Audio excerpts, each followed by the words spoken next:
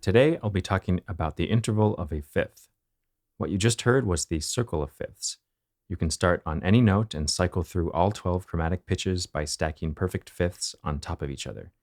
It's what's known as a type of interval cycle. More on that term in another video. The circle of fifths is something that most people studying music learn very early on, as it's a convenient way to organize key signatures of major and minor keys. Moving clockwise around the circle, starting with C, each major key signature adds an additional sharp until you get to F sharp. And each sharp that you add to that key signature is the leading tone, or major seventh scale degree of that key. Moving counterclockwise from C, each major key signature gains an additional flat until you get to G flat. Each added flat is the fourth scale degree of that key. That's not exactly what I want to talk about today, however, but something worth noting here. If I form major triads using the notes of the circle of fifths as roots, I can move along the circle and form a chord progression. Starting at the top, C major, I'll move clockwise around the circle.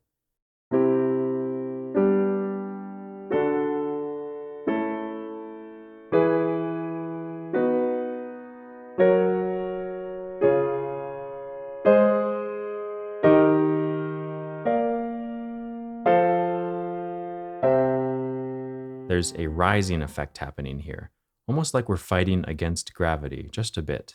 It makes sense considering we are sending a fifth in the root of each new chord.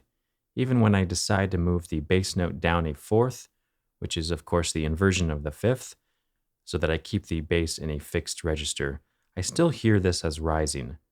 This type of progression is called a harmonic sequence, and this particular one is called the ascending fifths sequence. Each fifth in this example is a perfect fifth, which takes us outside of the tonal key relatively quickly.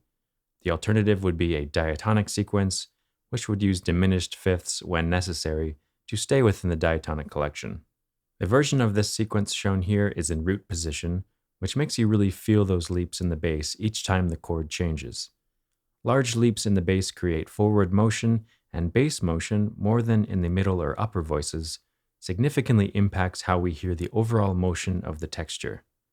Think of the bass voice as the harmonic foundation. So even when the upper voices, in this case the notes of the upper staff, are moving relatively little each new chord, on average just a few semitones, we hear this passage as having quite a bit of forward motion because of the bass movement. I talked at length in my last video about stability and instability, and by moving the bass around sequentially like this, we lose our sense of harmonic orientation. In fact, I ended on the same chord that I started on, but by the time we get to the end, it doesn't really feel like we're finally back home. At least to me, it feels like I ended somewhat arbitrarily on a chord within that sequence. The version notated here is often how you would see it in a theory textbook. It wasn't uncommon to find an example just like this in an 18th century classical work. But how might someone writing music today use this sequence? There are a bunch of things to consider. Let's say my goal is to emphasize the forward motion concept, or perhaps the idea of traveling a great distance, harmonically speaking. I can combine the use of bass motion by fifths with other musical devices that would complement that concept. Instead of having smooth voice leading, maybe I want the opposite. I'll exaggerate the amount of motion between all voices and create more of a lyric melody that ascends.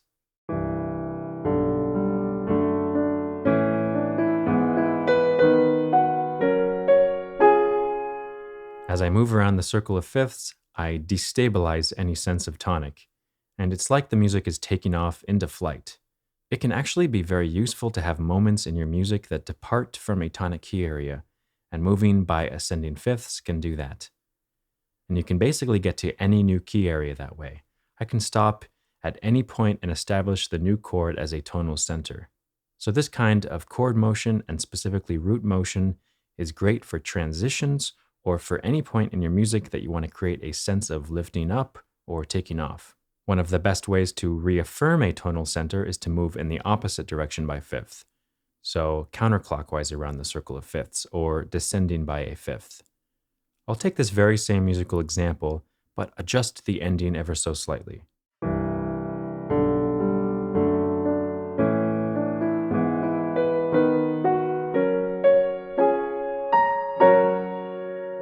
Now when I I move back down at the end to F sharp, it sounds like the harmonic transition is over and F sharp is the new tonal center, at least in the immediate future.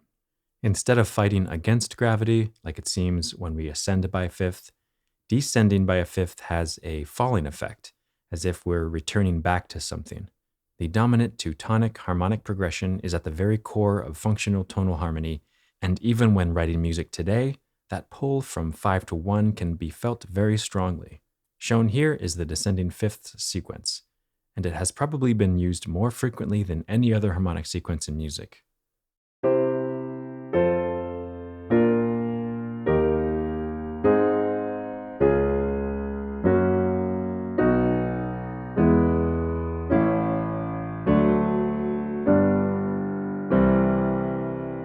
Each new chord sounds like it's both a resolution of the previous chord, and in hindsight, it has a dominant function to the next chord.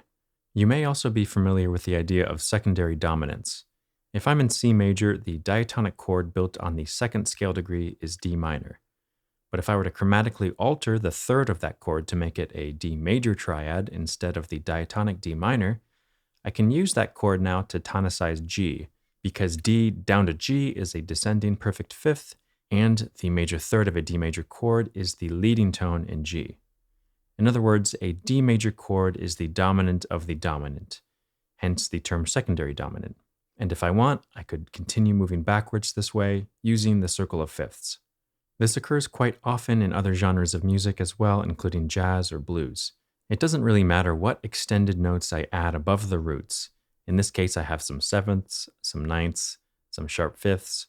The root motion by descending fifth is what really makes this sequence have the effect that it does.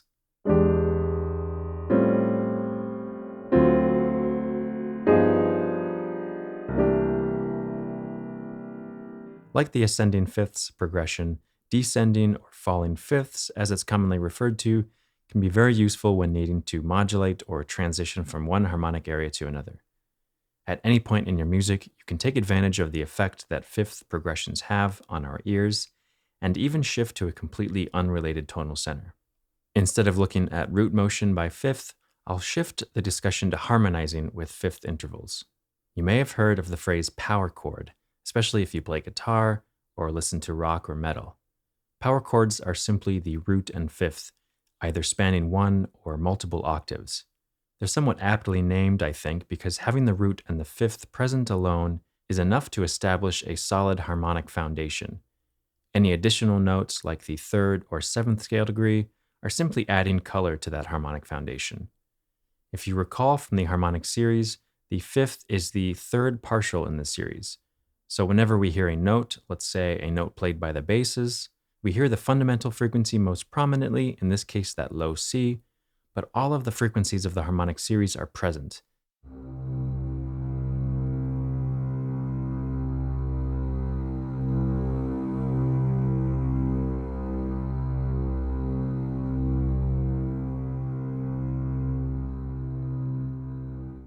The fifth is the first note other than C to appear, so by stacking a fifth interval over a bass note, you can reinforce those harmonics present in the frequency spectrum.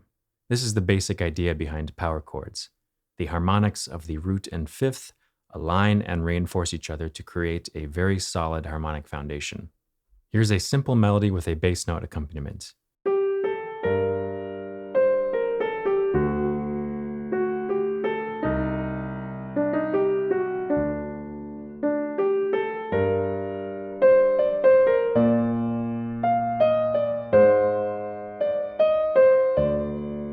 Even though there's no fifth present in the accompaniment, you can still clearly identify the chord quality. For instance, in this first measure, the harmony is very clearly G minor, even though there isn't a D present, not even in the melody. The fifth of the chord is the least important chord tone in identifying chord quality. The root and thirds are much more important in that regard. But what happens to the sound when I add in the fifth in the accompaniment?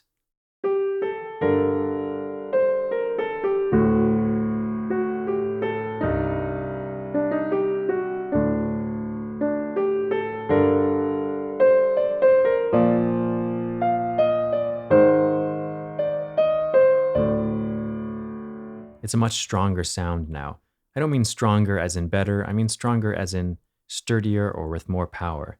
It doesn't change how we hear the chord qualities, but instead of a light, somewhat hollow sound from before, there's a warm, rich intensity to the overall texture.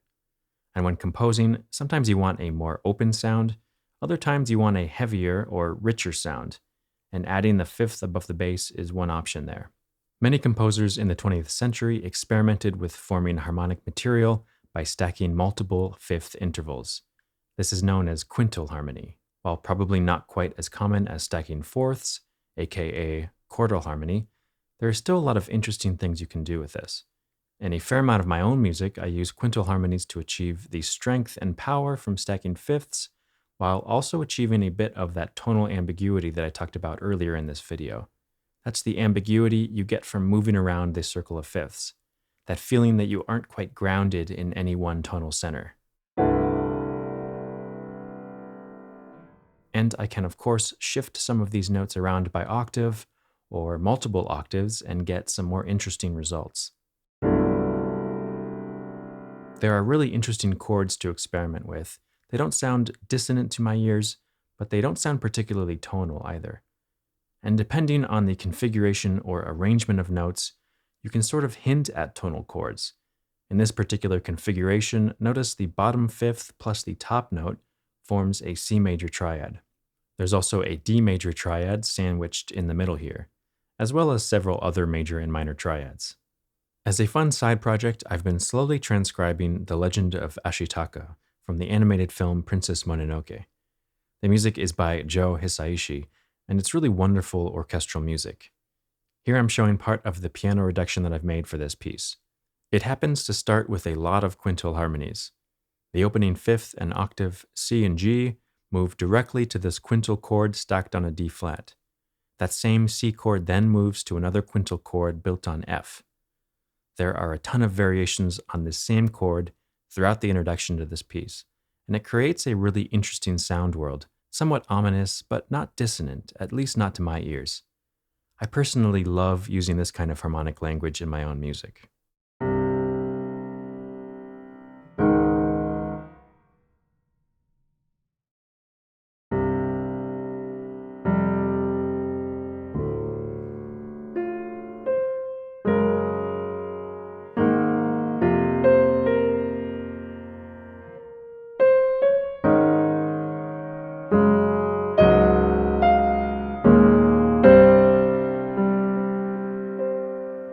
Alright, so that does it for this one. Check out the supplemental video on my Patreon page, where I go into even more detail on the topic, including using more examples and interesting compositional techniques using fifths. Thanks so much for watching, and I'll see you next time.